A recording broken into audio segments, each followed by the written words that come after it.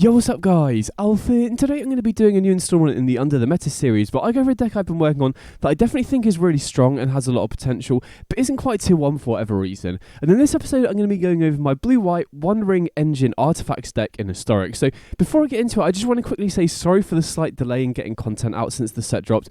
I've been loving the set and I've been playing an absolute ton across both formats in a ton of different archetypes as well, but because the formats in both Alchemy and Historic have changed quite a lot because of the power level of this set, it has taken longer than usual to come up with refined lists, and it's very important to me that the lists I post are at a point that I'm happy with, rather than just trying to rush them out to get them out quickly, if that makes sense. So for example, this deck right here has probably gone through over 30 different iterations since I started working on it, but I've got a lot of other ideas as well that I think are very close to a final point, so I should have other decks to post very soon, a lot of which I'm very excited about. But anyway, let's just get straight into it. So this is an artifact synergy deck with a combo finish that is looking to maximize the One Ring. So boy was I wrong about this card in my set review. This is one of, if not the most powerful card we've ever had added to Historic. So when you play this, you get protection from everything on turn 4, which basically just buys you an entire turn. No matter how far behind you are on board, this just stabilizes you immediately.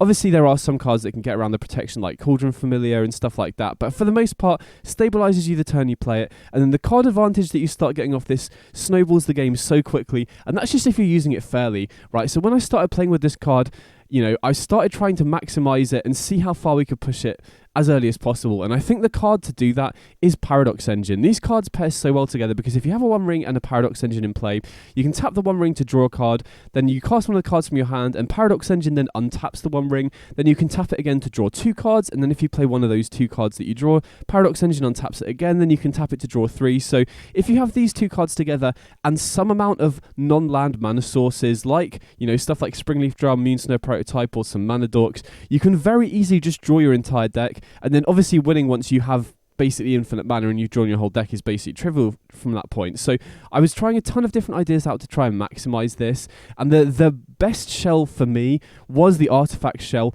because of both Springleaf Drum and Moonsnow Prototype. I think these are the best mana rocks that we have available in the format because they're so cheap. They can get you off to very fast starts. They can allow you to ramp into your very important cards like One Ring and Karn ahead of curve. But the most important thing about these cards, first of all, is they're very difficult to interact with. These are much more resilient than stuff like Mana Dorks because obviously the opponent can kill your Mana Dorks fairly easily. And if you're relying on stuff like Llanowar Elves to untap for your Paradox Engine, that's not very consistent in a format where stuff like Fatal pushes everywhere. So that's one big advantage. The second big advantage is that they're 1 mana, which makes comboing off with fewer resources a lot easier. So another build of the deck that I tried was a mono black deck with a lot of interaction that was relying on the 2 mana rocks, stuff like Mindstone and Cold Steel Heart and stuff like that.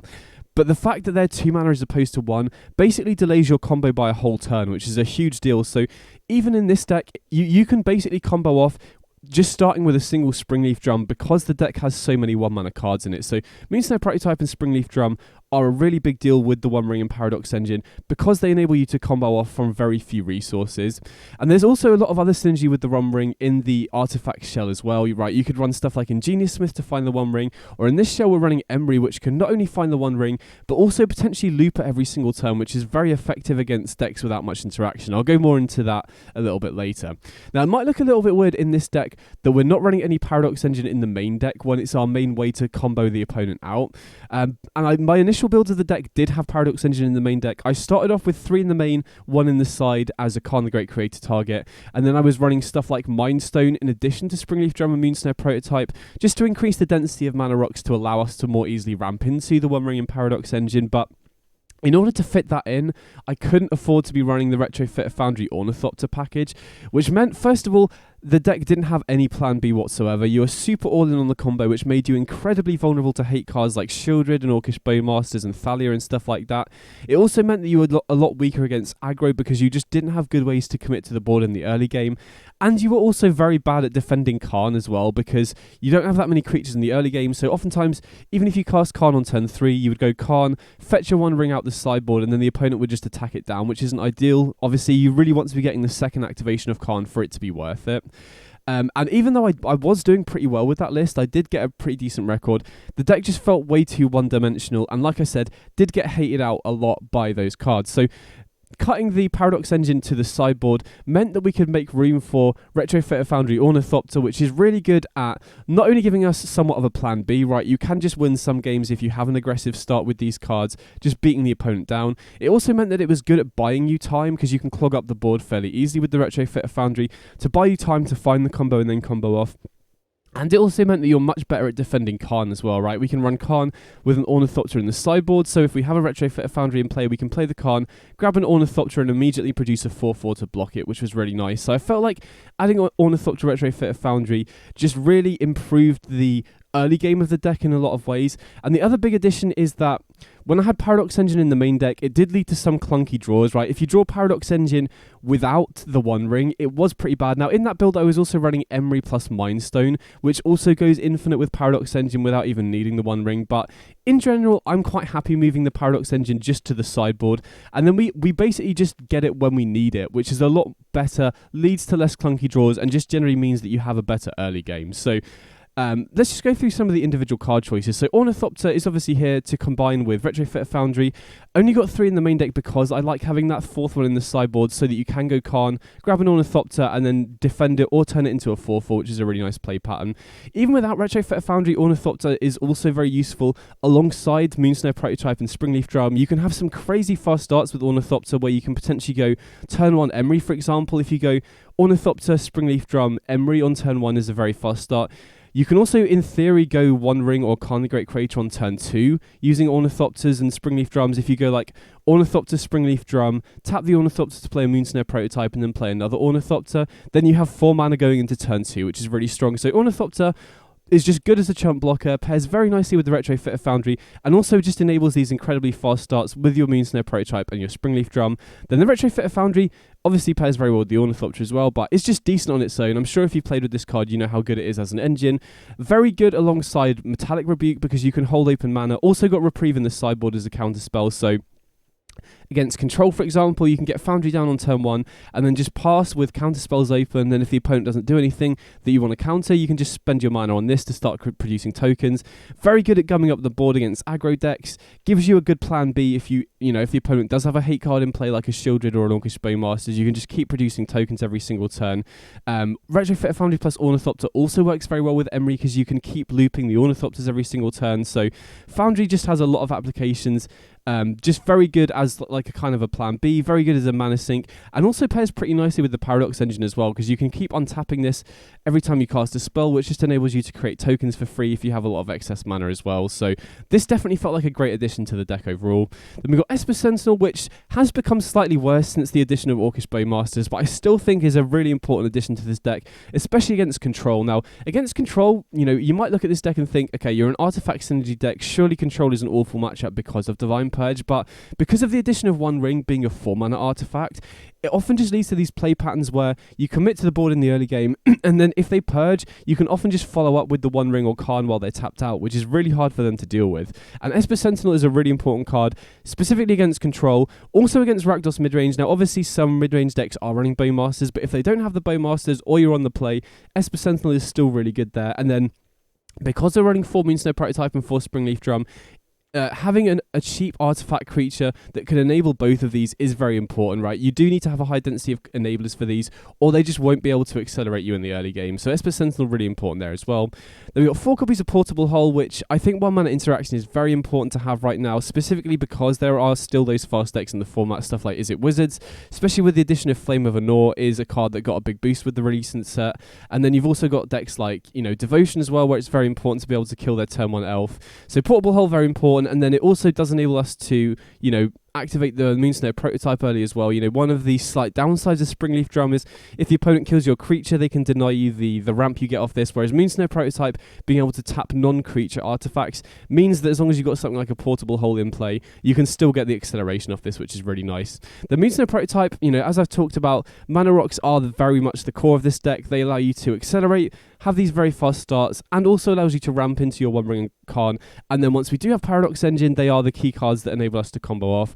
Moonsnare Prototype in general is worse at comboing off because it's much better to have Springleaf Drum to allow us to cast our coloured spells like Esper Sentinel and Portable Hull and whatnot. But the big upside of Moonsnare Prototype other than being able to tap non-creature artifacts, is that it can also be used to deal with problematic cards. I think the biggest issue with this deck that I'll talk about a little bit later is hate cards. I think the worst card for this deck to try and deal with is something like a Shieldred, because since we are very artifact synergy driven, we don't really have good ways to deal with a Shieldred, since our removal is basically stuff like Portable Hole. So having Moonsnow Prototype as a way to just channel and deal with Shieldred temporarily, either until we can counter it with a Rebuke, or so that we can just put it on top of the opponent's deck and then combo off, is really sick. So Moonsnow Prototype, the ability to use this as removal, comes up a lot. So very important for that point.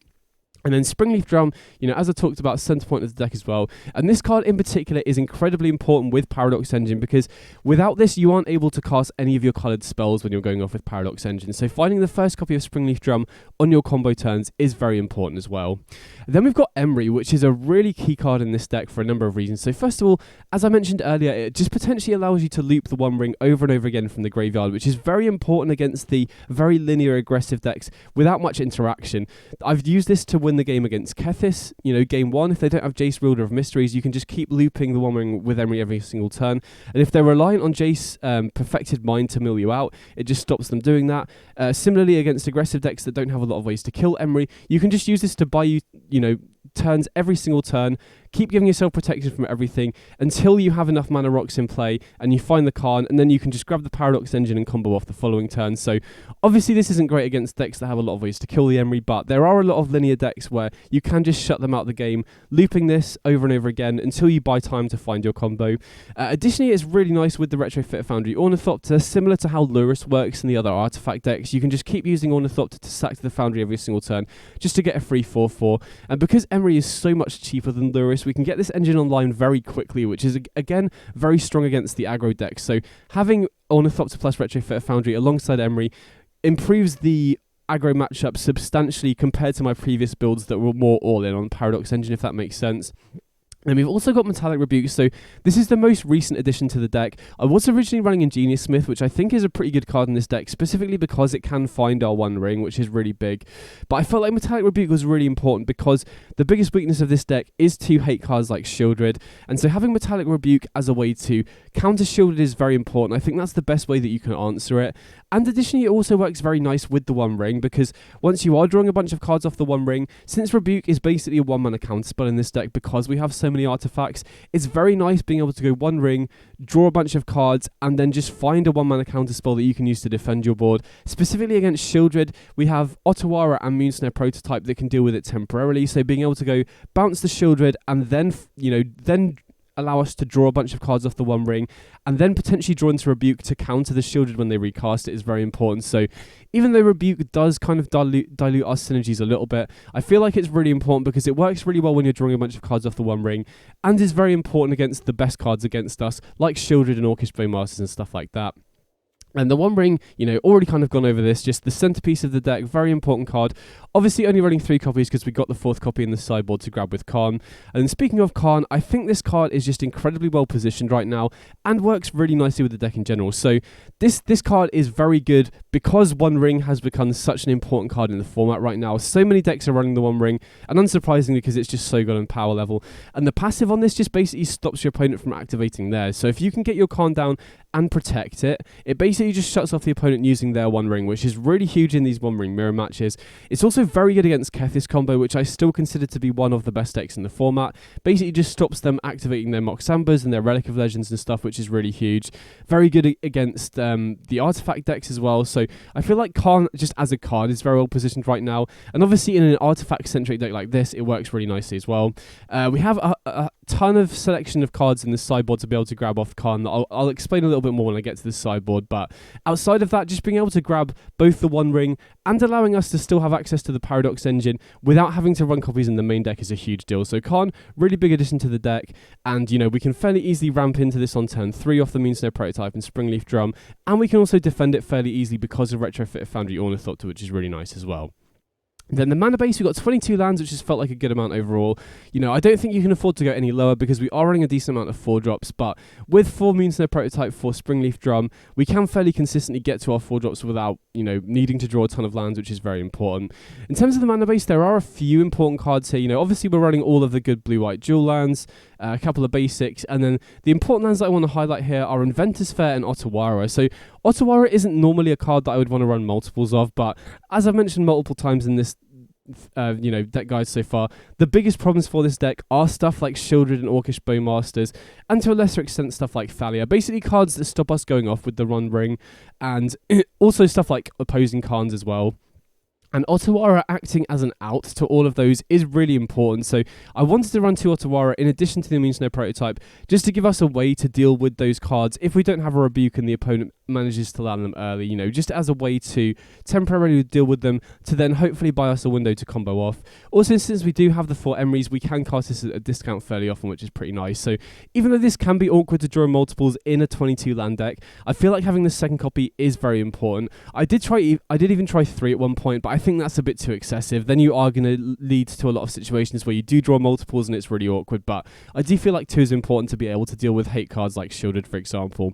And then Inventor's Fair is a really nice utility land. First of all, because it gains us a life every single turn, which is a really nice way to offset some of the life lost from the One Ring, but also because it can very easily consistently tutor the One Ring, which is very important. Now, I have been considering going up to multiples of this, but again, I don't really want to be running too many multiple legendary lands, and also I don't really be running too many colorless lands as well, because we do need to consistently have white on turn 1 and blue for Moon Snare prototype as well. So Inventor's Fair does work really nicely in this deck because it's another way that we can tutor up the One Ring, but I'm not really sure I want to go up to more than 1 copy. So that's the main deck. Like I said, I've been very, the deck has felt really strong in a vacuum.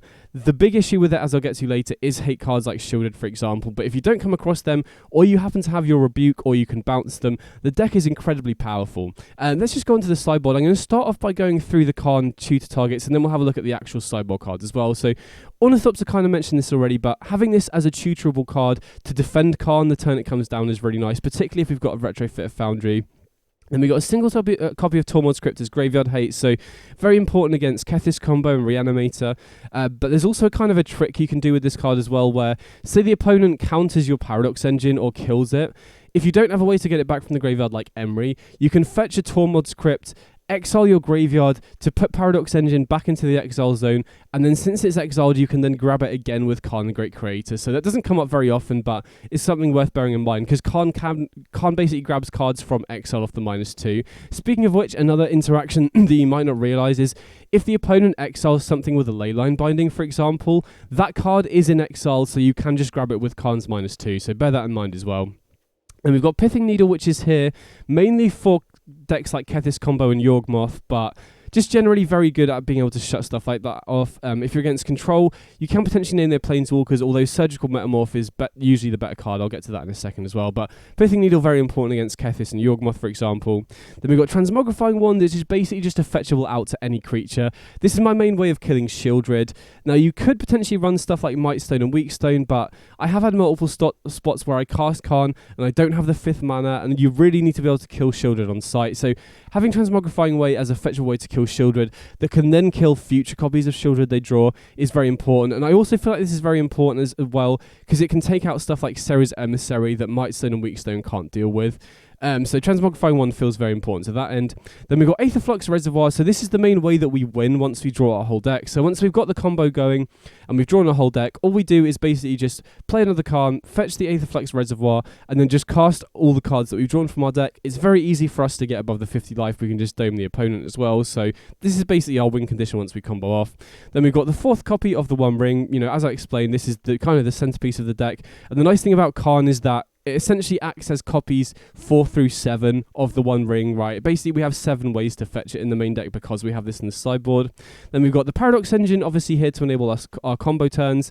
And then we've also got a single copy of Sky Sovereign as well, which is very important at being able to kill Narset, which is another card that can be good against you because obviously it stops you drawing additional cards off the One Ring. So if the opponent goes Narset tick down, being able to go Sky Sovereign to kill it is very important. And on a similar note, you can also use it to kill opposing Khan the Great Creators as well, right? If the opponent goes Khan minus, you can just grab a Sky Sovereign and kill theirs, which then unlocks your One Ring.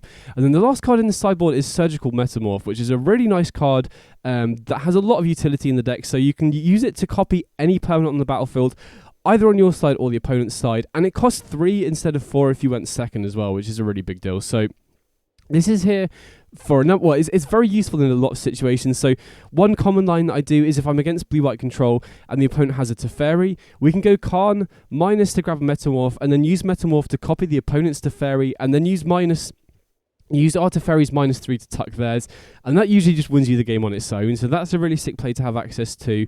You know, I've used it to copy Seasoned Pyromancers against Rakdos midrange to then refuel our hands. But the main reason that is very important in this deck is if you've used Karn to already grab a One Ring, you can potentially use Metamorph to copy your One Ring, and then you get the protection again. So this is a way that we can get a second One Ring if we've already grabbed one out of our sideboard. And it's also very nice because if we have an active Emery, it's a way that we can set up looping the One Ring every single turn just off the Karn, right? We can go Karn, grab One Ring, get One Ring into play, and then use the second Karn activation to grab a Metamorph, copy the One Ring, and then we can just loop them every single turn with the Emery to basically shut those aggro decks out of the game. So Metamorph, really nice utility. And then in terms of the actual sideboard cards, we've got 3 copies of Glass Casket here just for the aggro decks, you know, against stuff like Wizards and Auras, any aggressive deck. I usually board out some number of Metallic Rebuke or Esper Sentinel depending on the matchup. So good as just extra interaction. These can also be grabbed off Karn as well, right? If we're against an aggro deck, you know, say again we're against a deck running Bowmasters, for example, rather than having to go for Transmogrifying Wand, we can often just go Karn, get a Glass Casket to exile it, which is really nice. And then the other actual sideboard card we've got here is Reprieve, which is another new card from Lord of the Rings. And I think this is a really nice card in this deck because it just basically buys you more time, is another answer to stuff like Divine Purge and Brotherhood's End and Shielded as well. So post-sideboard against the more interactive decks like Blue-White Control and Rakdos midrange, we can board into Reprieve in addition to Rebuke, usually just board out 3 Portable Hole. So against Control, for example, I basically just board out 4 Portable Hole, bring in 3 Reprieve and an Ornithopter, because Ornithopter is only really useful in the sideboard against decks that are pressuring the Karn, which decks like Control don't really do.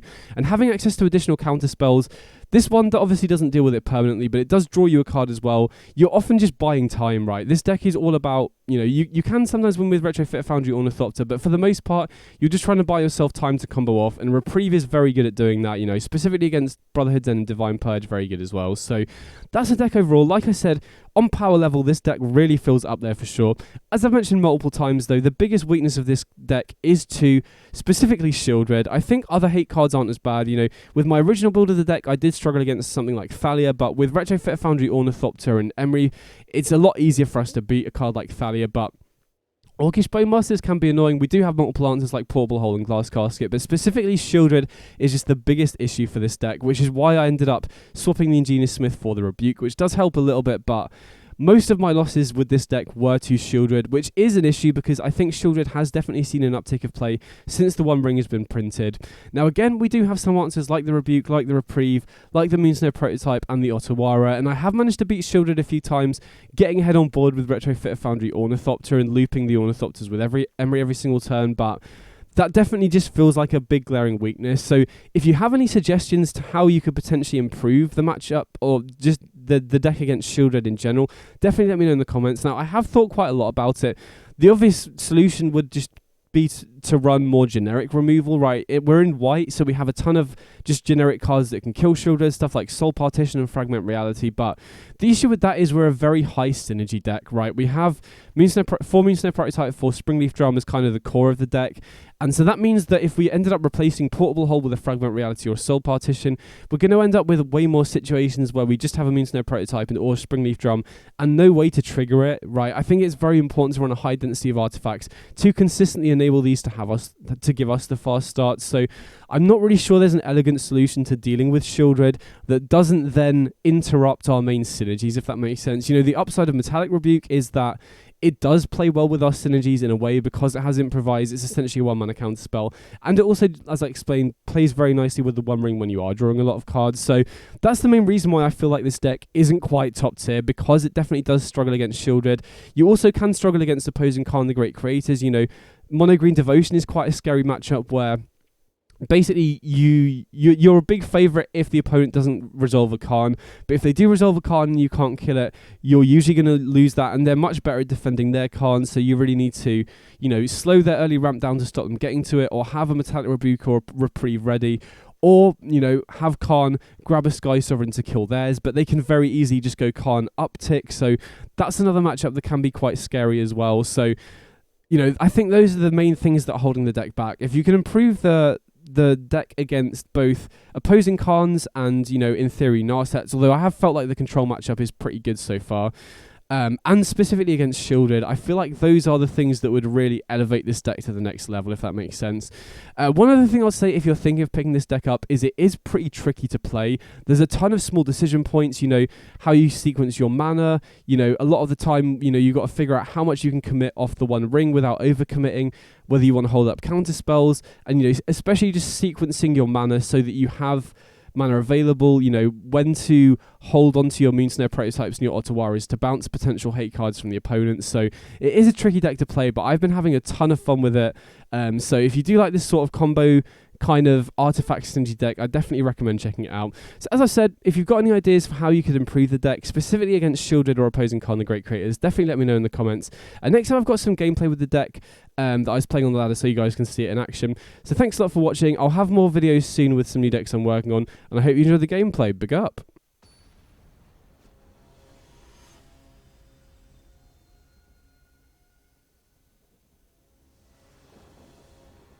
Okay, so we're going second here. And I can't keep this one with a one lander. This one looks a lot better though. Double Sentinel into Emery is pretty nice. And we've also got Khan at the top end as well. Okay, Seachrome Coast from the opponent could be a number of things. Could be an artifact mirror match. Could potentially also be control as well, maybe. Okay, it makes me less... Well, I think it's less likely to be control now they've got a planes though. Because I imagine most control decks would be running a lot of blue sources for Archmage's Charm. Either way, I don't want to attack Sentinel into, like, you know, a potential flash block or something. I'm going to go Sentinel into Emery now so that, you know, if they have a piece of removal, I want to be able to cast the discounted Emery here. I don't want them to kill the Sentinel before we get a chance to cast the Emery, basically. And now I'm pretty happy to attack. Right, if we are against control, they could flash and Snapcaster to block, but I'm alright with that exchange, I think. We did mill over a one ring and another Sentinel, so obviously we are a little bit choked on mana here, but we do have Moonsnare prototype. Wow, okay, so we are against control. They do have Divine Punch, so they've got Field of Ruin and Basic Planes, so there's a chance they either don't have Archmage's Charm, or they just happen to draw the few non-blue lands in their deck. So I think what I want to do here is get 2 Ornithopters and a prototype into play and just recast the Emery here. We could go for Sentinel, which I think is, you know, Sentinel is generally a card that's better the earlier you get it into play, but I think that's also very much the case with Emery as well, right? But we can just use Emery to recast a Sentinel for 1 mana next turn anyway. Okay, they have a one ring of their own. I mean, thankfully we have the Khan here, which is a very big deal. And they're tapping out to go for the one ring. So this is the big disadvantage of playing the one ring in control, right? You have to tap out, which does enable me to get Khan into play this turn, which is pretty huge. And because of the Moonsnare prototype in play, we can also afford to cast the Esper Sentinel off the Emery here, which is pretty nice. Interesting what we want to go for off the Khan minus here. I think we probably should just go for the one ring. But I could see an argument to potentially going for Surgical Metamorph, actually, because if they go for a Teferi and they minus on my Khan or something, we can copy the Teferi with the Metamorph, and at worst, we can copy their one ring with Metamorph as well. So if they do kill Emery here, we can still use Metamorph to copy their one ring, and on top of that, it's going to be cheaper as well, because the Metamorph only costs 3 mana because we're on the draw here. Okay, so they do Soul Partition the Khan, which does then open them up to start activating their one ring. Which is a little bit annoying because it's very risky. You know, we have drawn the 5th land, so we could potentially just jam the Khan again. But if they have a reprieve or something, that's such a big tempo disadvantage from our point of view. So I don't think it's right to just jam the Khan here, because if they do have a counter spell like a reprieve, it puts us so far behind that it doesn't really seem worth it to me. So we could play the one ring from the graveyard. We could play a Retrofit of Foundry from the graveyard. I think I'm going to go for the Metamorph first here. This might be, you know, I could see an argument to holding on to this in case they have a Teferi, but if they do have a reprieve, yeah, okay. So this is the kind of the situation where I wanted to play the Surgical Metamorph, because now we can play the untapped land and just cast the Metamorph again anyway, and we can also cast this Springleaf Drum now as well. Whereas if we'd gone Emery, cast the one ring from the graveyard, if they reprieve us there, then we aren't able to recast it, right? We've just used up our entire turn at that point, basically. So now we've got our own one ring in play. We drew a card off the Esper Sentinel, and we can just attack in here, I think. You know, maybe an argument to not attacking with the Emery in case they Wandering Emperor it, but if they use their main phase to cast the Wandering Emperor, I think I'm pretty happy with that. How they Snapcaster Mage, so they're going to Snapcaster and Divine Purge here. Which, if they tap for the Esper Sentinel, that does completely tap them out, which would then enable me to recast the Khan. Well, actually, we would need to draw the 6th land in order to do that, but we are going to be drawing a bunch of cards off the One Ring, so not out of the question here. And they are going to have to start discarding to hand size as well. You know, this is one of the issues that I had when I tested One Ring in Control. You are often discarding to hand size. Oh, wow, okay, we just naturally drew another Khan anyway, so we can definitely cast it. Didn't draw an untapped land, so drawing that Khan is pretty big. Definitely want to get the Khan into play here, though. Shutting off their One Ring seems very big here. And then we don't have to worry about any creature lands, so I think we can just minus here, and nothing in exile that we really want to grab here. You know, we could just grab Paradox Engine, which seems pretty reasonable now that we have the One Ring in play already. I guess the only other thing I'm really considering here is Sky Sovereign, potentially in case they do have Teferi, but... And I'm also just going to play the Portable Hole here, just to get another artifact into play, because you know, the only creature that Portable Hole is likely to hit is Snapcaster Mage, and using Portable Hole on a Snapcaster Mage seems like a disaster. I guess the other card that we could potentially have gotten off the Khan minus is Tormod's Script to shut off that Snapcaster Mage in exile, but I think getting getting Paradox Engine as our win con is much more important here. So we've still got their One Ring on lock, which is really big. Get to draw a bunch off our One Ring here, which is great. And we find a Rebuke, which is really good. So I think we can potentially combo off here, right? I'm just trying to think what we could get with the Khan. I think I don't mind getting Tormod's Script with the Khan just to shut off their Snapcaster Mage's ability to do anything crazy here. So they could obviously have Reprieve. We do have access to the Rebuke, and this is one of the main reasons why I'm very happy that I jammed the Portable Hole last turn, because now we can rebuke their Reprieve, which is pretty nice. And then I think I am going to go Khan minus to get Tormod's Script here, which does untap the One Ring, but doesn't, you know, we don't have any any mana rocks in play, unfortunately, so we can't combo off, even though we can use Khan to use the Paradox Engine to untap the One Ring, unless... I can't actually remember if I've played a land for turn here. If I haven't played a land for the turn, then we can potentially go off here, right? So still considering Sky Sovereign here as well, right? That another card I'm worried about potentially is Narset. So if they do untap and go Narset, that's a big issue for us. But I think I'm going to go Tormod's Crypt here because, you know, that Snapcaster Mage in exile is face up. And they can potentially go Snapcaster, Soul Partition, the Paradox Engine, which we want to avoid. I'm just trying to think if I played a land for the turn. I honestly can't remember. I think it's probably worth just activating the One Ring now. You know, life total isn't as much of a concern here. We had. Okay, so we do have to discard the hand size now. It would have obviously been better to wait, but I couldn't remember. I wish there was an easier way to tell. You know, sometimes it would tell you if a card has been played this turn or not, but I couldn't see that when I hovered over them. So we do unfortunately have to discard the hand size. If I'd remembered that we hadn't played any... if I remembered that I had played a land for the turn, it would have obviously just been better to wait, because now we're going to take an extra damage. Although I guess we would have activated the One Ring at the end of the opponent's turn anyway. But yeah, I am... You know, if they do have Narset here, it's going to be a little bit annoying. But I feel like considering the... okay, they do have a Soul Partition anyway, but we don't even know that they're necessarily running Narset, and we do know they have the Snapcaster Mage there, so the Tormod's Crypt at least plays around that. So they do exile the Paradox Engine, and they now have access to counter spells, which is a bit of a concern, because we are taking a lot of damage from the One Ring here. Thankfully, we have the second one in our hand as well. If we do jam the Paradox Engine, that basically uses up our entire turn here, which is pretty rough. So we have a lot of options here. I mean, the other thing that's nice with Paradox Engine being in exile is that we can get it off Khan's -2 without having to pay the tax. But I also really don't want to risk losing the Khan here. So I think just jamming Paradox Engine when they have a ton of mana available is too risky. So I'm going to take a turn just committing more stuff to the board, getting these Esper Sentinels in play, which makes it more difficult for them to interact with us without giving us more card advantage. And then I'm going to go for the Retrofitter Foundry, and then probably Emery as well. And then we've got threats in play that they kind of have to deal with, right? I'm also debating not tapping the One Ring here because of the, you know, if we do tap it, then we're just dead in 2 turns. Whereas if we don't tap it, we have an extra turn here, basically. I'm also going to plus Khan to turn the Portable Hole into a creature, because I don't want them to flash in Snapcaster Mage here, kill the Emery, and then be able to attack down the Khan. Okay, they cycle a farmland. That's good to see.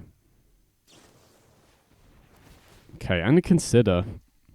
I mean, I guess they can pay both the Sentinel taxes here, so not a huge deal. But yeah, keeping this Khan alive is going to be very big, because we, you know, if Khan dies here, they're just going to be able to... I guess they would only draw 1 extra card off the One Ring, but, you know, we don't want them to start doing that, because that 1 card could be a counterspell, which stops us getting another card into play. Okay, they do have a Hall of Storm Giants, which is potentially quite scary. And they do flash in the Snapcaster Mage. Oh wait, the Snapcaster Mage enters tapped. I guess they could have still flashed it in last turn and attacked this turn though, right? So we do have the Tormod's Crypt to shut off whatever they play here if they do go for a Soul Partition or a Divine Purge, so... I mean, we'll see what they pick. Wow, they go for Consider. I mean, I think I'm just going to let that go, right? Because they could have another Snapcaster Mage in hand, right? That screams to me that they're trying to bait out the Tormod's Crypt activation. And I don't really care about them playing Consider here, because... Wow, they just give us the card. Okay, so that tells me that they probably have a counterspell, but they've drawn us into a Metallic Rebuke here, so... I mean, they were probably better off just not casting that Consider, unless they're desperately trying to dig towards something, but they obviously also want to hold up mana for a counterspell here, so... I mean, either way, I'm pretty happy with that exchange for sure, because now I think that we can go off fairly easily here, right? I think we can go Engine and hold up Rebuke to protect it. Now, we could potentially go Khan minus to get Engine for 5 mana, but that then gives them an extra draw off the One Ring, and I'm pretty confident that we can defend our position with Metallic Rebuke here, right? They only had 3 mana available, so I was only really concerned about a single counterspell here. So now we can counter the Archmage's Charm and still have mana available to cast Springleaf Drum and start comboing off. So now we can cast the Springleaf Drum, untap, and then draw off the One Ring. And you can honestly pretty much exclusively combo win with just that first Springleaf Drum, but we're going to get the additional ones in play just so it's not as awkward to do so. Also, you can get these Moonsnow prototypes into play as well to get us some more mana. Now, it is kind of awkward the way Arena bunches these artifacts together. Once you have a bunch of them in play, you have to keep cycling through, which does make things kind of nerve-wracking when you're trying to do things quite quickly, because, you know, you've still got the hard 5-minute time limit on your turns. So you do have to combo off relatively quickly. And unfortunately, you know, unlike previous Paradox Engine builds, you can't just press QQ to tap all of your mana rocks automatically. So I am going to minus the Khan here, which does enable them to draw off the One Ring if they wanted to, but, you know, I think it's best... I just want to close the game out as quickly as possible here. So, going to get the Aetherflux Reservoir into play here now that we have enough mana rocks to do so. Tap down the Foundry. I guess it doesn't really matter at this point. And then tap down an Esper Sentinel. And now it should just be pretty easy for us to gain 50 life and win this way. One other cute trick that I've done in the past, particularly if you're up against a deck where you need to gain more than 50 life, like if you're up against Angels or Helioke, or recently I was up against 9 lives, where you have to hit them 5 times with the Aetherflux Reservoir, is that you can get a surgical metamorph to copy Aetherflux Reservoir, so you double up the life gain that you're getting. So if you get the Aetherflux Reservoir into play as a priority, and then dig for your second card, or your next card, play the card, get Metamorph, copy the Aetherflux Reservoir, then you can gain an insane amount of life very quickly. By the way, now we can just replay all these mana rocks from the exile. Now we have a ton of mana available. So yeah, it is a little bit annoying to have to manually tap everything. And the spacebar does save a lot of time, but again, you need to be very careful that you have selected the prototype or the Springleaf Gem first, because if you press the spacebar when you haven't already selected one of these, it will just skip to your next phase, which is an absolute disaster in a lot of situations. But now we're up to 39, and you know, at this point I probably don't need to be manually tapping everything because I've got multiple cards that I can already cast with the mana I've got. But I just want to show you, you know, optimally you would just tap these each loop. Right, now we have exactly 50, so all we need to do now is just cast one more spell, and then we can just dome the opponent with the reservoir here. So even though the opponent did have, you know, we got Divine Purge twice that game, still managed to play through it. And I think one of the main reasons why the control matchup has got better from the artifact side is because the One Ring survives Purge. So here, this is definitely a matchup where we want the reprieve. So Portable Hole, you know, the only target it has is Snapcaster Mage, and that's an awful card to hit with Portable Hole, because if they kill the Portable Hole, they get the Snapcaster Mage ETB again. They can just cast the card from their graveyard. So cutting all the Portable Holes, bringing reprieves here is, you know, additional ways to stop Divine Purge and whatever other plays they've got. And the Ornithopter in this sideboard is only really, well, its main purpose is so that you can defend Karn the turn you play it. And obviously against control, they're not really going to be applying pressure. They're not going to be attacking down Karn. So the Ornithopter in this sideboard is basically one that you're never going to fetch. So bring that in for the Portable Hole, which is largely dead. And then it enables more consistent starts with Retrofit Foundry Ornithopter, and just fast starts with our Mana Rocks as well. Now, if you're up against the Lotus Field variant with Strict Proctor, I do think you probably want to keep in some number of Portable Holes, but against most builds of control, you want to cut it, basically. Okay, so that first hand wasn't great. This hand really isn't that great either. We don't have anything before turn 3, so I think we have to go to 5. And this isn't ideal either, but I think we're going to keep it, right? This is potentially a turn 3 card if we can find our third land, which is not the best, but, you know, better than going to a 4, I think. And if they don't have a counter spell for the Karn, you know, getting Karn down on turn 3 is a way that we can potentially win this. Okay, so they just pass. We're drawing more lands, which isn't ideal. I'm going to play in a Darker Waste here just to represent Metallic Rebuke. Make them play around it. Going to set a stop here just in case they have something during their end phase. Arena is really bad at leaking information, so I always try and set stops in spots like this. Wow, they just flashed in a Snapcaster Mage.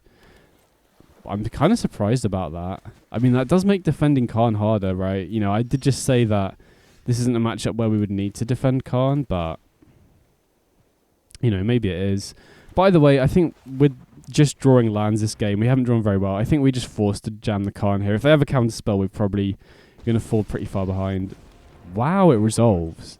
Okay, that's huge, because not only does that tell me they don't have a counter spell in hand, that means that we can probably just grab the One Ring and cast it uncontested next turn, which seems pretty good to me. Wow, they just flashed in another Snapcaster Mage. Okay, so they can attack down the Karn, but if that means they don't have any counter spells and we can just resolve the One Ring here, that's huge. So, yeah, I'd be very interested to see the opponent's hand. That's very... I was, like, almost 100% sure that it would get countered. Oh, wait, I should have... That was a slight misplay on my part. I should have used the Moonsnow prototype to tap for the One Ring in case we draw Esper Sentinel here.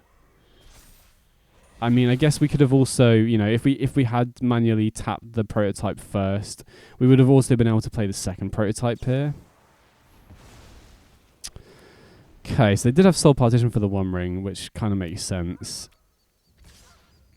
Just debating next turn whether we want to try and play around Sense or Draw Disruption. I mean, not only have we not seen either of those cards, I don't know, this feels... I don't know why I'm going for this. It feels like the wrong play here, because not only do we take 2 damage off the shock land unnecessarily, but we also play into Sense or Draw Disruption, so... Yeah, I on balance, I think that was a mistake. I think I should have just gone for the One Ring in hand. Then I could have played the Seachrome Coast tapped, had the option of playing the Hallowed Fountain tapped to save some life, and we wouldn't have played into Sense or Draw Disruption. But I mean, we hadn't seen Sense or Draw, and the opponent would have had to draw it for turn, because I'm pretty sure they would have countered the Khan or the One Ring. I guess they couldn't have countered the One Ring if they had it last turn, but might get away with it here, you never know. But yeah, I don't know what the opponent could have in hand.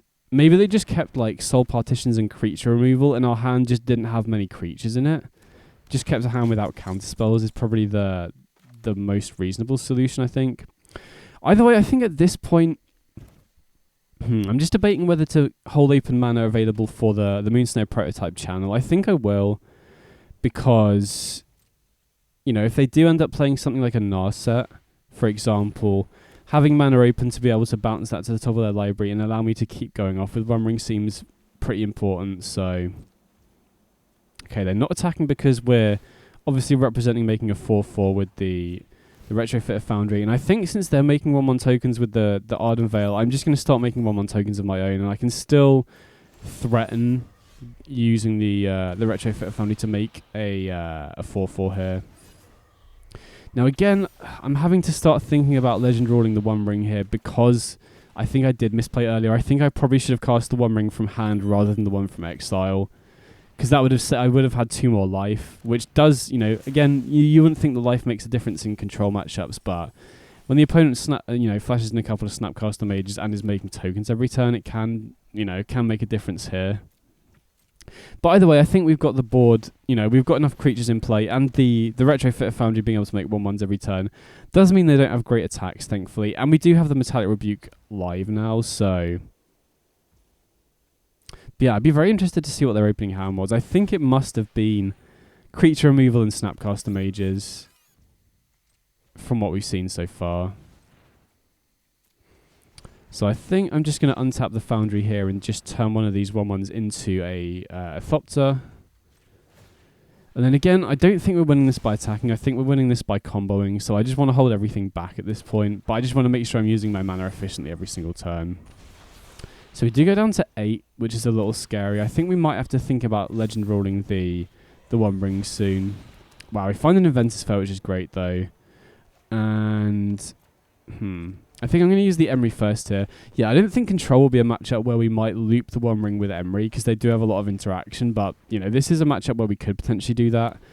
I think it's very important that we don't tap out of Metallic Rebuke here. I really want to hold up both Metallic Rebukes, because it would be a nightmare if we, I feel like we're so far ahead at this point that it would be a complete throw to not hold open the counters here.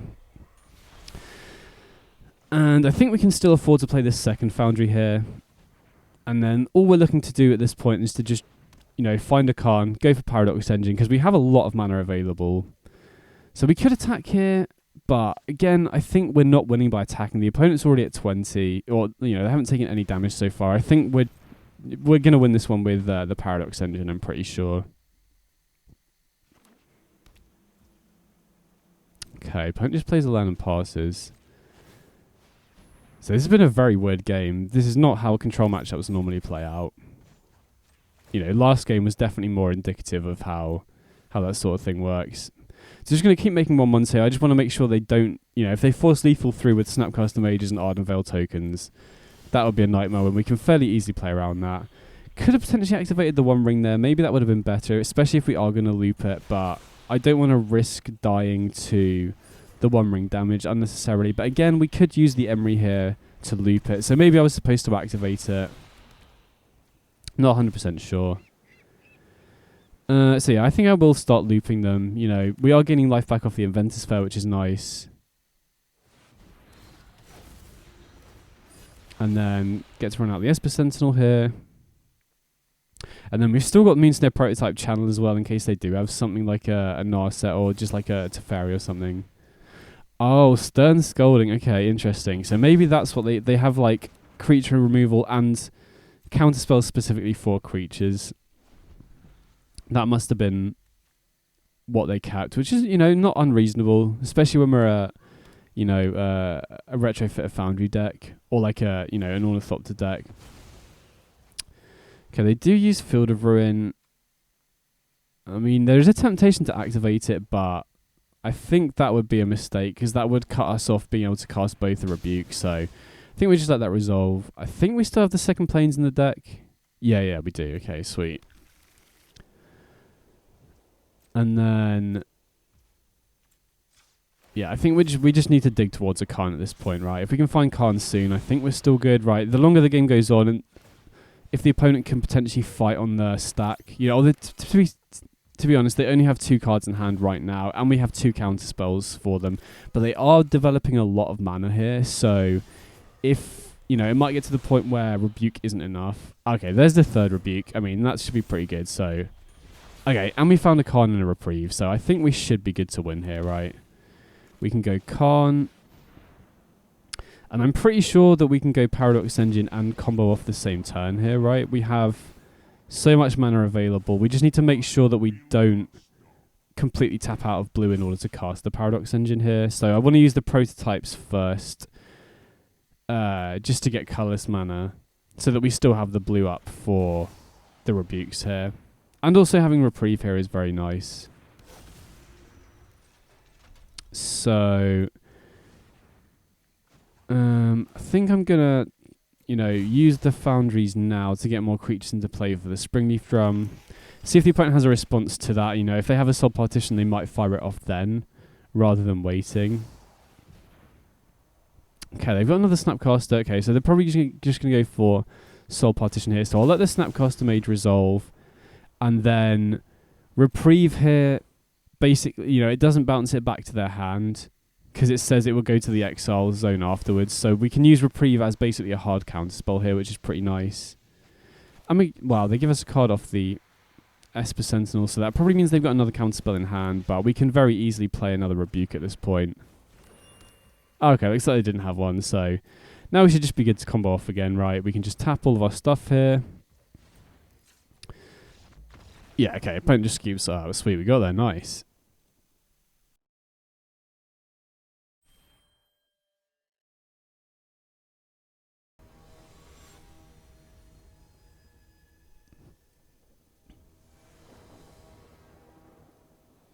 Okay, so we're going second here.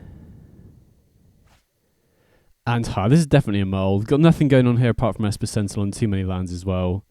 This I think I'm pretty happy to keep though. I'm going to put back the Adarka Waste. But yeah, this hand's not bad, right? We got Retrofitted Foundry on turn 1. And then we can use the prototype to ramp into the One Ring as well, which is pretty nice.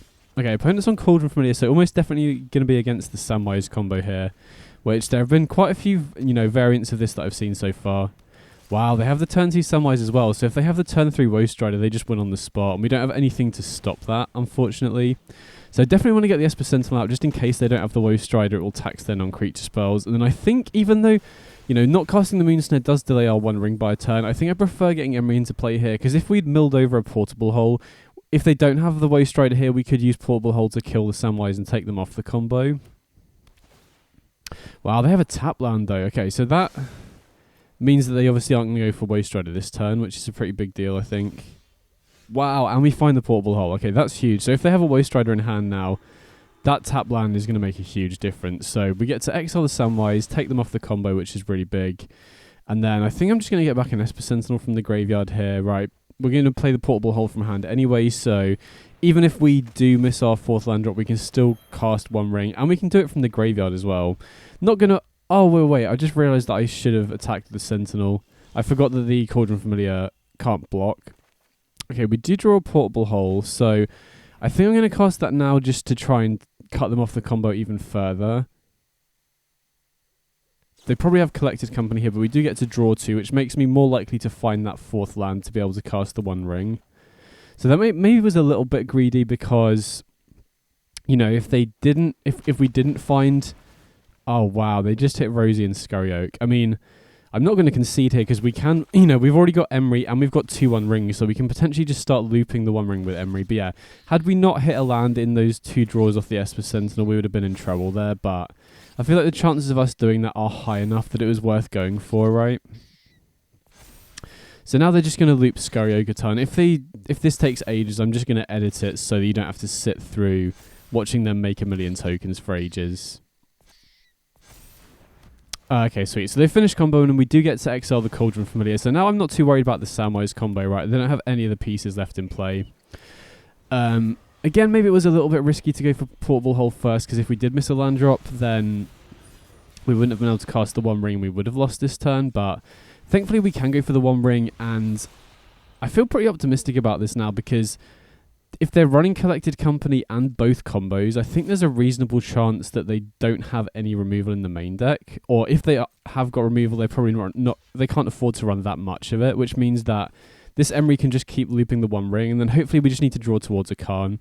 Now, blocking the Rosie here might be a little bit risky if they've got Iganjo, but I know from looking at the mana bases of these decks, they can barely afford to run many basics, although they have got a Forest and a Swamp, but I doubt in order to meet the requirements to play an Abzan combo deck where they need white on turn 2 for Samwise, they probably can't afford to run Iganjo, so I think on balance it's probably good to block here, because if we can get rid of the Rosie, then we don't have to worry about them comboing off with Scurry Oak any further. Okay, so they got a Woe Strider as well. So yeah, my plan here is just keep looping the One Ring. Hope the opponent doesn't find removal, and then hopefully we can find a Khan before they can find a way to kill Emery, and then just combo off. Oh, perfect. We found the Khan here. So ideally we'd love to be able to go Khan and combo off the same turn, but that requires 10 mana because you need to go Khan, grab Paradox Engine, and have a 1 mana card to untap. I guess you could also have 9 mana and an Ornithopter or something like that. But since we are able to loop the One Ring with Emery, what I'm going to try and set up here is what I'm saying. Yeah, I'll loop One Ring, cast the Khan, grab Paradox Engine for the following turn. As long as I don't have a Thoughtseize or a Juggernaut Peddler, I think that should be good enough.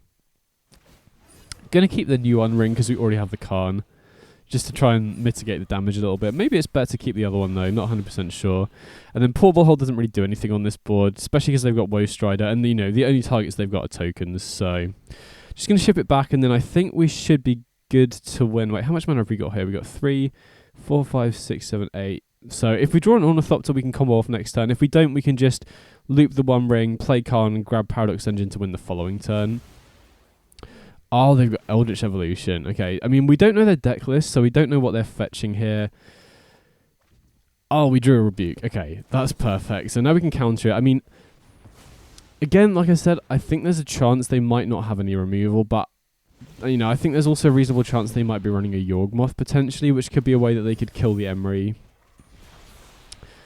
I mean, even if they had killed the Emery, if we had drawn an Ornithopter, we could have potentially won this turn with Khan anyway. But thankfully, obviously, that Rebuke was clutch. And without seeing the deck list, we don't even know what they have at the top end, right? They could just have, I don't know, like a Fiend Artisan or, like, I don't know. But we'd have to see their deck list to know for sure.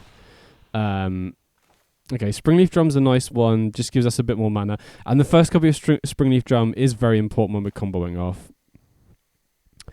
So I think I'm just going to jam Khan here, and then minus to get Paradox Engine. There's no way we can defend Khan when they have like 35 scrolls in play. So going to minus, grab the Paradox Engine, and then hopefully we should be good to go off next turn. So yeah, I mean, it is interesting. If we hadn't hit the Rebuke there and they had killed the Emery, there is a chance we lose the game. But again, I'm not 100% sure what the opponent's running. They would need to have a Yawgmoth or like a Chupacabra or something. So we do have this second Rebuke here. I don't think Fiend Artisan matters that much, right?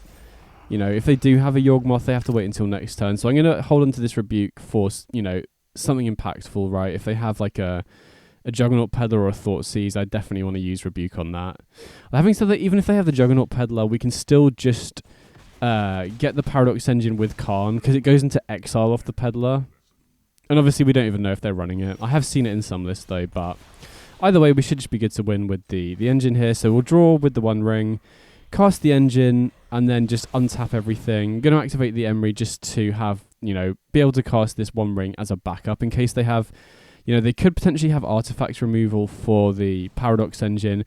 I mean, again, we can play around that. We can either use the Emery will untap, allowing us to just replay it from the graveyard. But even if we didn't have the Emery, we could go Khan, get Tormod's Crypt, exile our own graveyard to put it back into exile, and then grab it off a second Khan activation. But that doesn't really come up very often. It doesn't look like the opponent has anything here. So it is slightly annoying comboing off with this because we can't just use QQ, because we have to manually pick targets for both the Moonsnow Prototype and the Springleaf Drum. But using Spacebar is very important at speeding things up, right? But you also need to be careful, because if you hit Spacebar and it hasn't properly selected the Prototype or the Springleaf Drum, it can skip to the next phase, which is obviously a disaster if you have a lot of mana floating.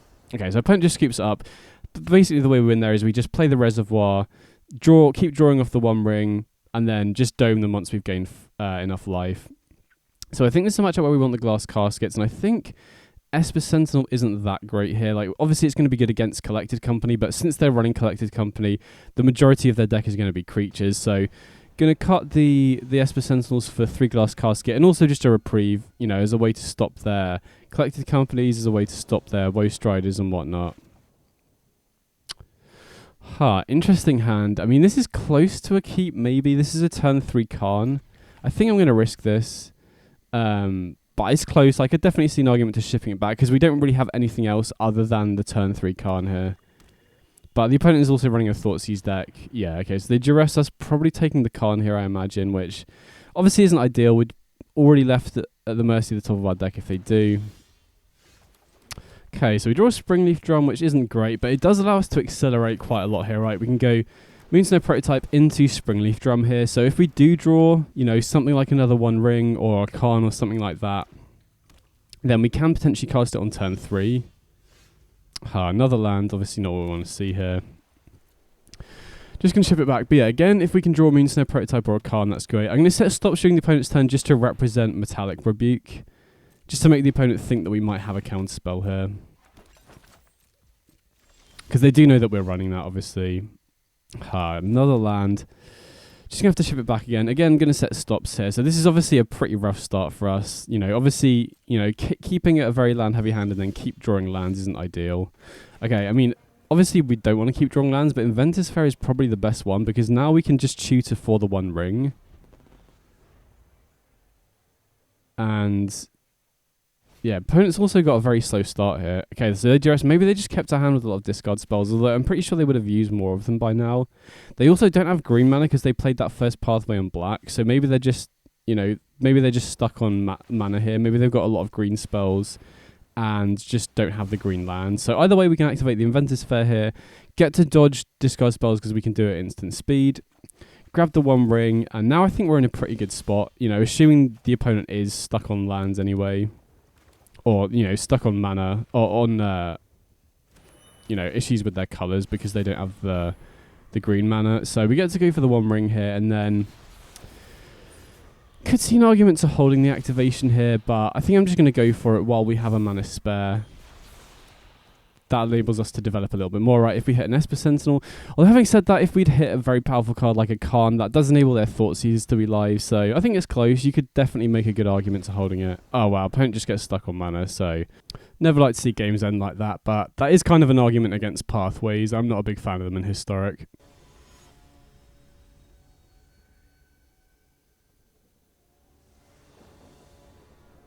Okay, so we're on the play here, and I'm really not a fan of keeping one-landers in this deck, especially on the play, but with Foundry Ornithopter on turn 1 on the play, and Moonsnow Prototype to get us some mana back, as well as, you know, decent interaction in Portable Hole and Rebuke, I think I'm going to keep this. Again, it's very risky, especially on the play. I mean, I think we're reasonably likely in a 22-land deck to find the second land on curve, but if we don't, then we might end up having to use the Prototype to, you know, tap for mana, or, you know, depending on what what deck the opponent's on, we might just have to not attack in order to hold up Rebuke. So there are definitely a lot of ways this hand can go south if we don't draw the second land, but I think on balance it's probably worth risking it, because a turn 1 4/4 on the play is going to be pretty difficult for a lot of non-fatal push decks to deal with. Railgrin Triumph, okay, so that makes me think we're against Domain probably, if I had to guess, and we did find the second land, perfect. So now we can go Moonsnow Prototype. Yeah, finding that second land is so big, because now we can attack with the 4/4 and hold open Rebuke. So missing that land drop would have been kind of a disaster. So we did get paid off for the risk. Again, maybe it was too risky, but, you know, I think sometimes you got to keep these sorts of hands. Maybe in the dark, when we don't know what we're up against, it's a little bit risky, but, you know, on balance, I'm pretty happy that we kept it. So against Domain, if that is what we're up against, I wouldn't actually mind seeing a turn 2 Kavu here, because then we could just Portable Hole it and still have mana open for Rebuke the following turn. So they could very well have Leyline Binding here, I think. Do they have Domain? Either way, I think I'm just going to jam the Khan here. You know, finding the third land on curve is also sick.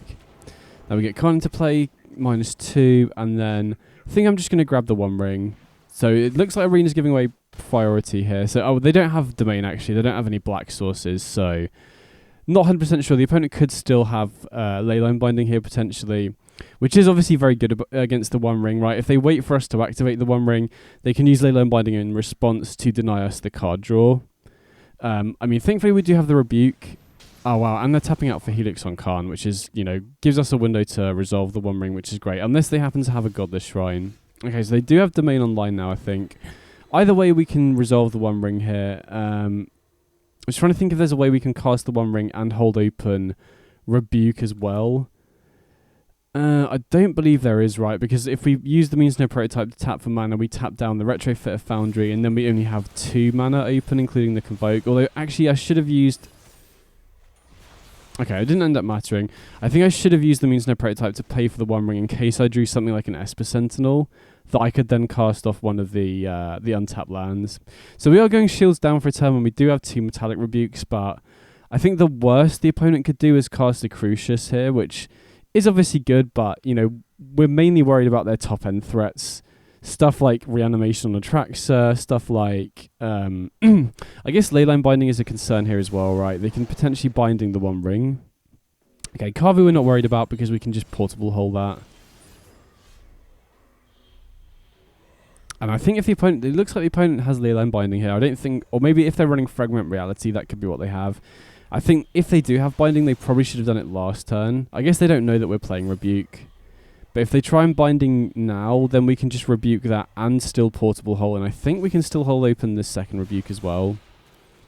Interesting, they just let us draw. Maybe they don't know that they can deny us the draw if they use the Binding. Or maybe they're waiting to see what we play first so that they can, you know, wait. Because they might want to Binding the Portable Hold here, right? If I Portable Hold the Carvu and then attack, them using Binding on the Portable Hold is a pretty good line for them as well. I mean, obviously we have the Rebuke. Yes, they do go for Binding here. I think we're forced to counter this now that we've attacked. Thankfully, we can keep up both Metallic Rebukes here, which is really nice. So we can tap down the Ornithopter and the Portable Hold to pay for it. And then still got mana up here for Rebuke. I'm just trying to think if we want to play out the Moonsnow Prototype as well. There's definitely an argument to holding on to it to use as removal, maybe. But getting ahead on mana when we have Retrofitter Foundry and a Karn in hand seems pretty good. So I'm just going to run it out here. You know, especially because we've got Rebuke here. It's going to be able to counter basically everything they play outside Leyline Binding. So, you know, we don't have to worry about using Prototype as interaction if we can just counter whatever they play. Okay, they just got Niv, so we should just win here, right? We can sack the Ornithopter to make 4/4. Then use the Rebuke to counter the Niv, and then just attack him for lethal. So good to know they're on Niv rather than, you know, just regular domain with Reanimation stuff. That's good knowledge to have. Yeah, opponent just keeps it up. So this is another matchup where Rebuke in the main has made a very big difference in testing. So going to bring in Reprieve here. I am going to cut some Portable Holds, although it is good against Carvu, so I'm not going to cut it entirely, I don't think. I think I like a 2-2 split, and I'm not sure I really want to cut anything else. Maybe there's an argument to trimming on Emery as well. I think Esper Sentinel is very good in this matchup. Emery does die to basically all of their removal, which is maybe a concern. So if this does go to a game 3, I could definitely see an argument to trimming Emery for the third copy of Reprieve, because I think Reprieve is going to be very good in this matchup, especially if they end up tapping out for something like a Niv, right? But yeah, we'll see how it pans out. Overall, I have been pretty happy with this matchup so far. You know, their Leyline Binding is obviously very good against One Ring, but especially having Foundry is pretty good. So this is quite a slow hand. We don't have any acceleration, but Foundry with Rebuke is a really nice combination here, right? We can play the Foundry on turn 1, and then next turn, if they don't play anything crazy here, we can just hold open Rebuke and potentially just threaten to activate the Foundry if they don't cast anything that we want to counter. Really hope they don't have a Carvu. Oh, yikes, they do. I mean, we do have the Portable Hole here. Actually, yeah, this is completely fine, actually, because we can just go Portable Hole. It does mean that we can't activate the Foundry, but we can still hold open the Rebuke. So I didn't shock in the Hallowed Fountain because I didn't want to give away that we have Rebuke here, right? Casting the Darker Waste doesn't really give any information away. Okay, no black land, so we don't have to worry about Crucius. Interestingly, shocked in the Stomping Ground here, though. Maybe that's because... So if they have Leyline Binding, they'd have to tap 3 mana for it, so maybe that's what they've got here. Which would be a bit awkward. Oh no, they only have to tap 2, okay. So, I really don't want to give them back the Carvu here. So I think I'm forced to rebuke. We can still make a 1-1 off the Foundry and still pay for the rebuke here. But this is kind of sketchy because if they have a Hitotsugu Consumes All or a Crucius, that's not great for us. I mean, we do have the One Ring as a follow-up play, but we are basically at the mercy of the opponent's hand, right? If they have something good here, there's not really much we can do about it. Wow, okay, that's not as bad as Hitotsugu, but that's still pretty punishing, right? They take out the Portable Hole and the... what was I saying? Yeah, and the 1-1 that we made. So we do get the One Ring into play, and, you know, just Takavu isn't the worst, especially when we have protection from this turn. Obviously, they're still going to attack because they get a free loot, but... Wow, they loot away a Fragment Reality. I mean, maybe they just don't want to waste a Fragment on a One Ring, especially because we have another one in hand. And it would give us a creature as well, but I'm kind of surprised to see that, because One Ring is going to start putting us ahead here, I think. And we find a Karn. Okay, nice. So, I think we're going to run out the prototype and the Karn here, and then that does unfortunately mean that we don't hold open Rebuke for a turn if we go for this, but we can use Karn to grab Paradox Engine, and then we can potentially... Maybe it's better to hold the Rebuke to defend Paradox Engine with next turn. And then I'm going to run out the Esper Sentinel. Again, there's an argument to holding onto the Sentinel as a way to trigger the engine, right? If we don't draw another cheap card off the One Ring next turn, then there's a chance that we might not be able to play Paradox Engine and untap, but we have so many cheap cards in the deck, I think the chances of that happening are relatively low, and at least we can defend Karn here, right? If they don't have a removal spell, I don't want to burn on an Esper Sentinel, we can still block the Kavu here and get another Karn activation, which does seem pretty good, right? Wow, they pitch another Fragment Reality, so they're obviously just not bothered about trying to take out the One Ring here. I mean, to be honest, if they're running a deck with a lot of Lightning Helixes, maybe they're hoping that we just take a bunch of damage off the One Ring, which kind of makes sense. Although they do burn a Lightning Helix on the Karn. Okay, so Karn goes down, but if we can draw another cheap spell here, I mean, maybe they have an answer for the Paradox Engine, but we do have the Rebuke here, so I'm really hoping to draw a cheap card. Okay, perfect. I was going to say maybe it was a little bit risky to run out the Sentinel last turn, because that would then mean that we don't have, you know, we potentially don't have something to trigger this turn. So this is pretty awkward. I don't think we can cast Paradox Engine and untap it and hold up Rebuke as well, because if we use the Moonsnare Prototype to tap down the Retrofitter Foundry, we no longer have... if we do it like this, we no longer have mana available for Rebuke. Actually, no, I guess we do. If the Paradox Engine resolves, we can tap it to pay for the Convoke, but if the opponent waits for us to cast the next spell, they can... Yeah, okay, so maybe that was a misplay on my part. Maybe I'm supposed to... Yeah, I think I did misplay there. Maybe I'm supposed to wait...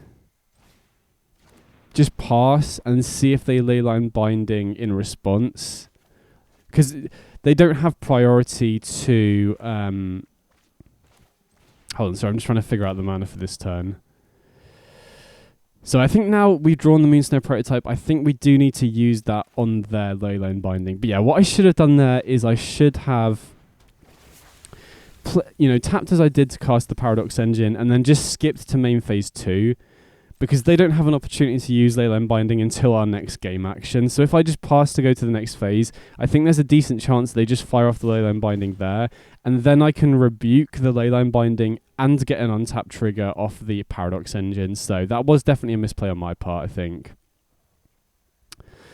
So this is kind of risky. If we take 5, we go down to 8, and then we're taking 4 off the One Ring as well. I think I want to do that though, because with these like Springleaf Drums and Moonsnare Prototypes, I want creatures in play to be able to tap down to make comboing off more easy, right? Because we do need to go 5 mana to channel the Moonsnare Prototype, still have enough artifacts untapped to be able to rebuke. Wow, they go Helix Face. Okay, so this is kind of risky. So we're essentially at 4 because of the One Ring. So I think even though this doesn't kill us, it's very risky to not counter this in case they have a second Helix. Because if we let this go, they could just wait until we tap out and then fire off another Helix when we don't have access to mana. So even though this is risky because it does enable them to potentially go Hitotsugu, I think it plays around a second Helix slightly better. Again, I'm not 100% sure. Maybe it's correct to let that one through. Yeah, this is definitely a game. Okay, they did have the second Helix, so I'm kind of glad there. But if they had Hidetsugu, that would have been an absolute nightmare. So I'm definitely going to watch this game back because I do feel like I could have played this one slightly better, right? Especially that line where I went for the Moonsnow prototype instead of waiting to see if they use the Leyline Binding first. Because it wouldn't have made any difference just skipping to main phase 2, right? There's no downside for us to do that. Okay, so this turn we definitely want to use the channel the Moonsnow prototype to bounce the Leyline Binding to the top of their deck. So I want to make sure that I'm not using any of my mana inefficiently here. So we use the Moonsnow prototype to get rid of the Leyline Binding, get back the Paradox Engine, and then hopefully we can just combo off from here. Would be a little bit rough if they have the second Leyline Binding, but we do have Reprieve in hand now, and we have more than enough mana to both untap the Paradox Engine stuff and hold open a counterspell as well. So yeah, last turn definitely misplayed. I should have just gone to main phase 2. I mean, the opponent could have still played around it, right? They could have waited until our end step to go for the Leyline Binding, but I still think that would have been a better outcome for us because we could just counter it then instead. Okay, opponent just keeps up. So we would have just kept drawing our deck until we find Karn and then pull Aetherflux Reservoir from there. Wait, what's going on? There's no victory screen. What? I've seen a few bugs on Arena, but I've never seen this one before. Oh, I might just have to force quit it. But yeah, either way, we just, from this point, draw our whole deck, find Karn, find a Reservoir, and then just win from there.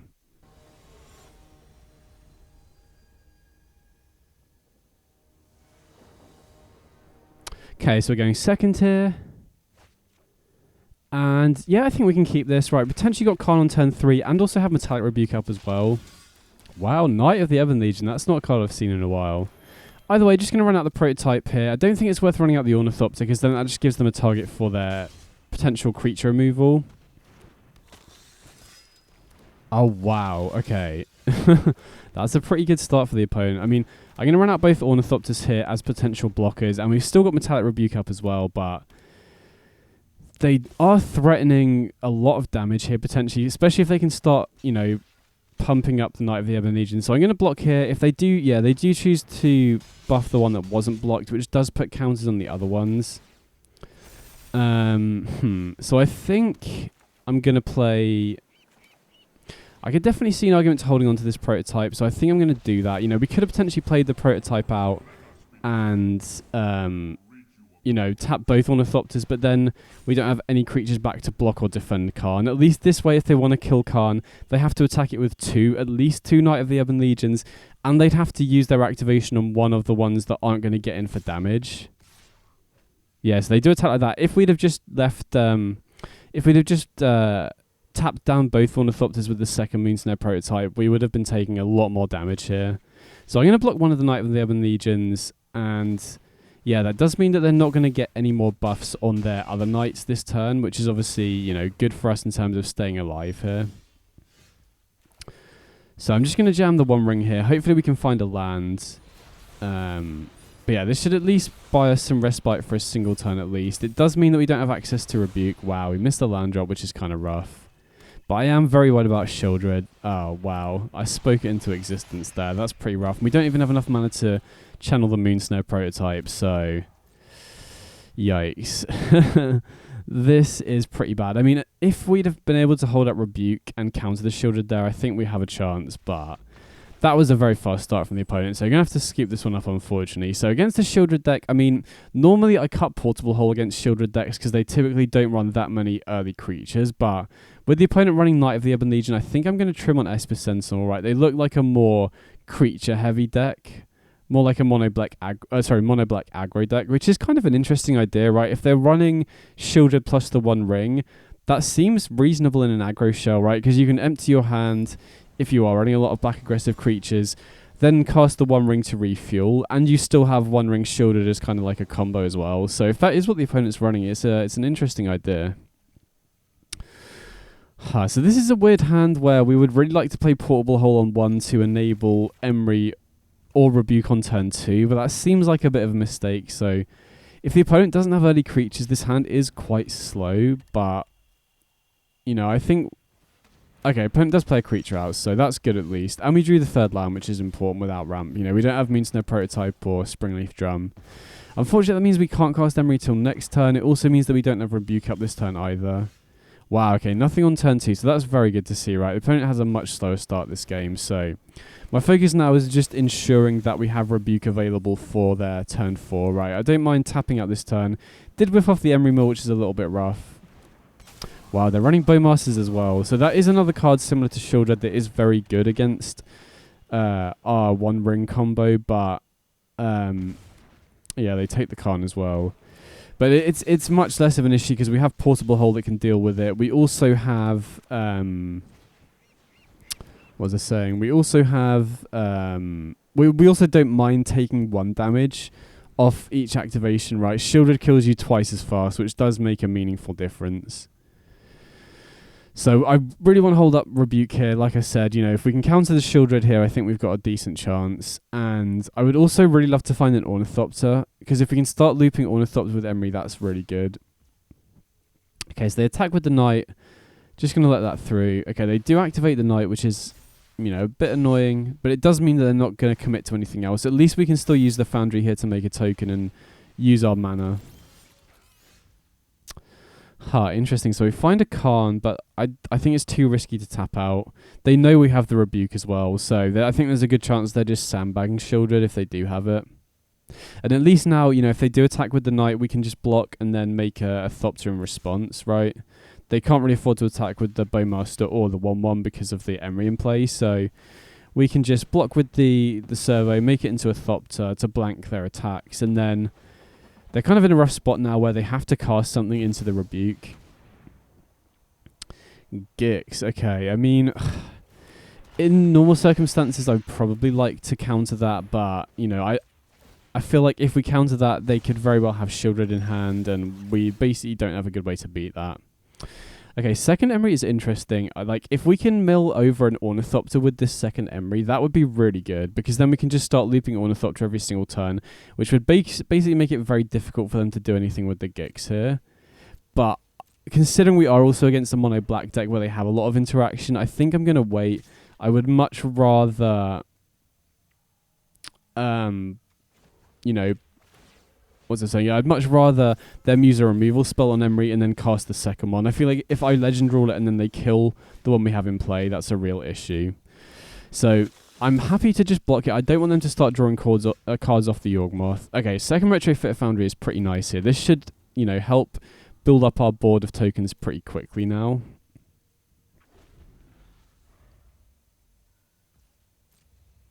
So we'll see how they attack here. They attack with both Knights, which makes sense. So we can still afford to make a token here and hold up Rebuke, which is important.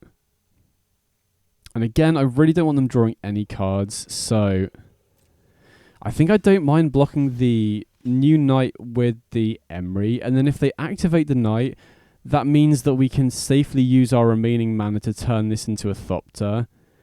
We do lose the Emery, but with the second one in hand, we can just cast it, right? I kind of want to play the second Emery to try and find an Ornithopter anyway, so I don't mind this. It means we don't have to worry about Shieldred main phase 2. It means we can turn this into a Thopter, which then represents another 4/4 next turn. Now we can cast this Emery, and I feel like if they had a removal spell, they probably would have used it already. Okay, sick. We hit an Ornithopter, so if this Emery survives, we can start building up a board very quickly. Now, if the opponent does have a Shieldred, there's a chance they just wait until they have 7 mana, but wow, Necromentia. I mean, I don't think we care about that, right? One Ring is bad with Bowmasters in play. Khan, you know, we don't... I feel like against their deck, which seems to just be a mono-black aggressive deck, I think we can just beat them with Retrofit Foundry. I don't even think we need Khan for anything, really. Wow, okay, they named the One Ring. I mean, I'm pretty happy about that. Like, I wasn't planning on casting the One Ring anytime soon because they have a Bowmasters in play. And I think there's a good chance they have a Shieldred in hand as well, which they're holding on to. Oh, wow, okay. Misery Shadow, I think we're forced to counter that because my game plan now is very reliant on looping Ornithopter with Emery. And if they have a Misery Shadow in play, the Ornithopter gets exiled whenever we sacrifice it. So that doesn't mean we don't have a Rebuke anymore. If they do have a Shieldred, that's a bit of an issue, but you know, I think we can beat Shieldred with Retrofit a Foundry, especially if we're looping Ornithopter every single turn and we have 2 Foundries in play. Okay, Inventor's Fair is nice. So if they do have a Shieldred here, we can just gain a life every single turn, which, you know, halves the amount of damage we're going to be taking off it. And then I think I'm also going to play Karn here and just grab a second Ornithopter. Just get a ton of stuff on the board. And then if they do have a Shieldred, we can use Transmogrifying one to kill it. Or we can potentially even use what's it called? The Metamorph to make a copy of it. Right, we can just have a copy of their Shieldred, which kind of nullifies theirs. And I mean, I don't know if they've boarded out removal, but they haven't drawn any at all this game. So, you know, if they can't kill Emery and we can make a copy of Shieldred, I think they're going to struggle to beat that a lot. I don't think they really have good attacks here either, because we can just block and then, you know, make a 4/4 in response, you know, after we've declared blockers. So we get to make 2 4/4s here, which makes it very difficult for them to attack past. Gain a life back off the Inventor's Fair. Going to put a land into play, get an Ornithopter back with the Emery here. And now I think we're in a really good position. So just trying to debate what to do with the Karn here. I think I'm just going to uptick. Right, I don't want to grab something into a Thoughtseize, and having a bunch, you know, if we do grab something, I want to be able to play it immediately to play around Thoughtseize. And so maybe there's an argument to grabbing Transmogrifying Wand in case they find a Shieldred, because this does leave us slightly vulnerable to Shieldred's Edict if that's a removal spell that they're running, but I don't know, I feel like it's slightly better to wait here, you know. Wait for them to cast a threat that we need to be able to answer and then use the Karn minus. Because if we preemptively get something... I mean, I guess there's nothing really wrong with using the minus to get a Transmogrifying one. But if they're running a Planeswalker, for example...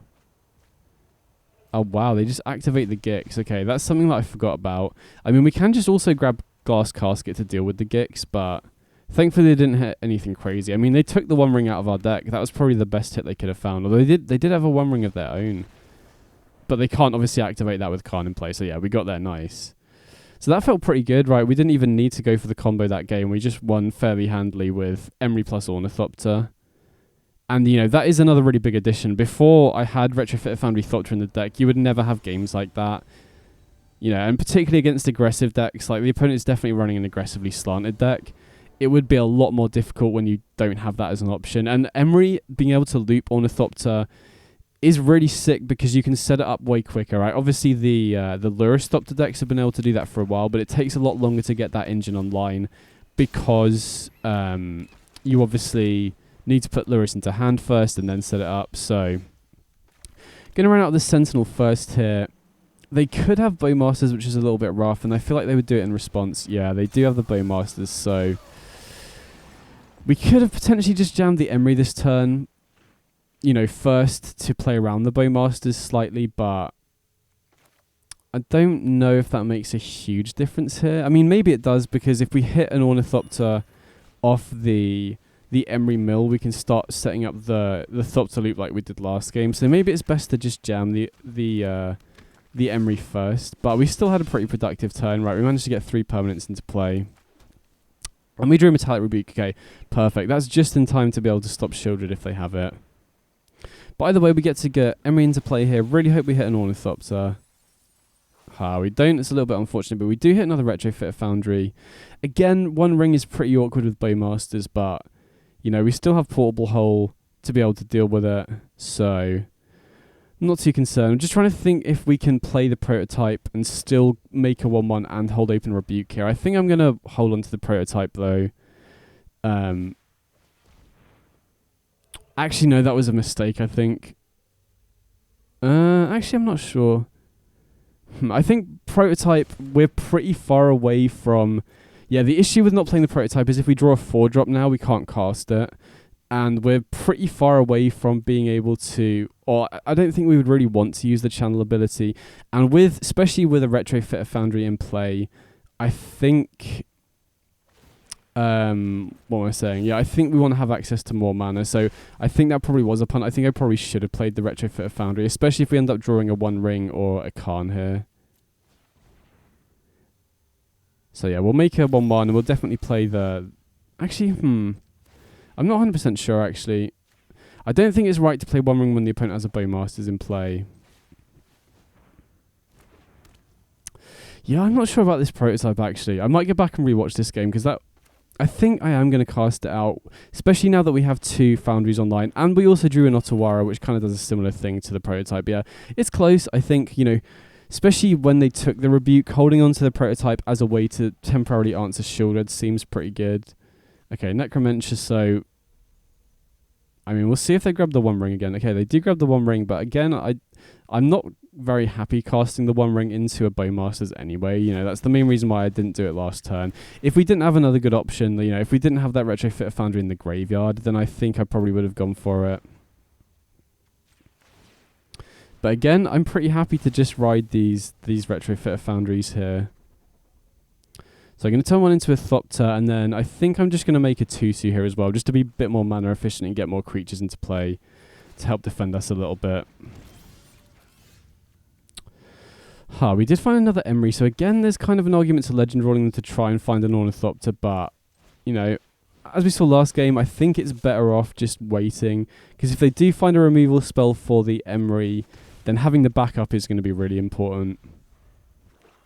But we'll see what they do here. So they do have the 4th mana now. Okay, no Shieldred is good to see. They go for another Necromancer, so I wonder what they'll take here. Maybe Karn. But again, we've already got the 2 Retrofitter Foundries in play. I think we can ride these Foundries to victory again, hopefully. We'll see. I mean, having this Otawara does help against Shieldred somewhat, but I feel like if they had Shieldred, they probably would have cast it this turn, so I probably imagine they don't have it. I mean, this is also maybe an argument to start getting aggressive here as well, potentially, because the opponent's board presence isn't huge right now. I think, again, to be more mana efficient, I'm going to just make a 2-2 here. Okay, we do find another Inventor's Fail, which is good at buffering our life total slightly. And I think I'm just going to Legend Rule the Emerys now. Now that we haven't got anything in the graveyard to get back. We didn't hit anything that good. Maybe that was a mistake, especially if they now find a removal spell for Emery. But I feel like if they had one, they probably would have cast it already. So here, I think I'm just going to tap the Sentinel because I'm not going to be blocking with that. You know, unless they get a Shielded in play, in which case I might. Because they can, you know, one way they can potentially deal us a lot of damage with Shieldred is just letting us draw off the Esper Sentinel. Wow, okay, there is the Shieldred. So I don't know if they drew that or not. Maybe they felt it was more important to get Necromancer to shut off our Karn.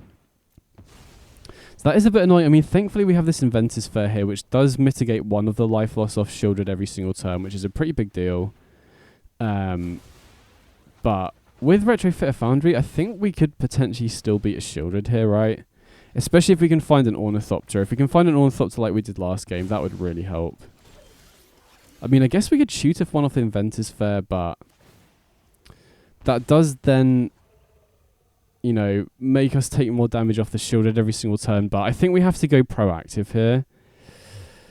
I don't know, it's close. I'm very tempted to just crack this Inventor's Fair and get an Ornithopter, which isn't a line I thought I would be doing anytime soon, but it does speed up our clock a lot. It makes it very difficult for them to ever attack. And we're on, like, you know, a 6-turn clock with the Shieldred, so... And, you know, keeping the Inventor's Fair instead basically just means that we're dying less slowly, which isn't really a path to victory, right? I think this way, you know, massively increases our clock.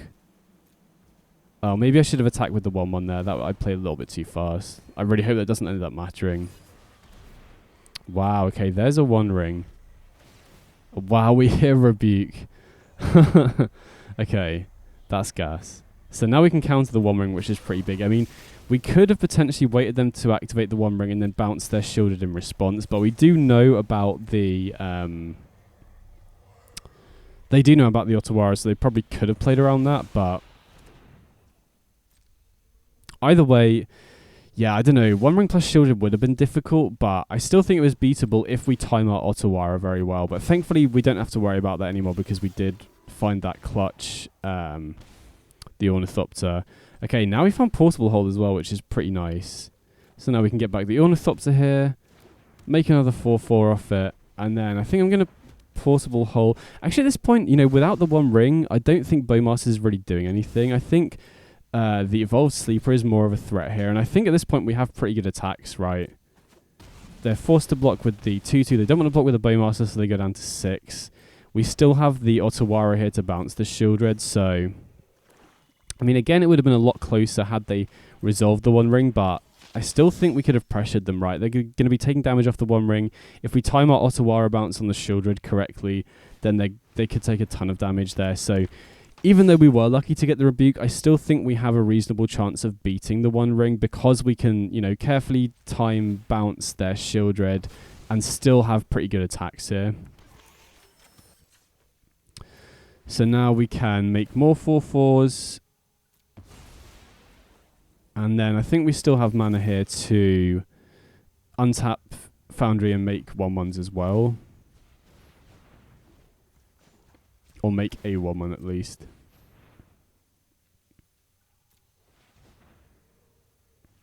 And then, just trying to think if we have lethal here. I think Mutavault can be activated as a blocker here, so they have, you know, even if we bounce the Shieldred, they have 4 blockers still.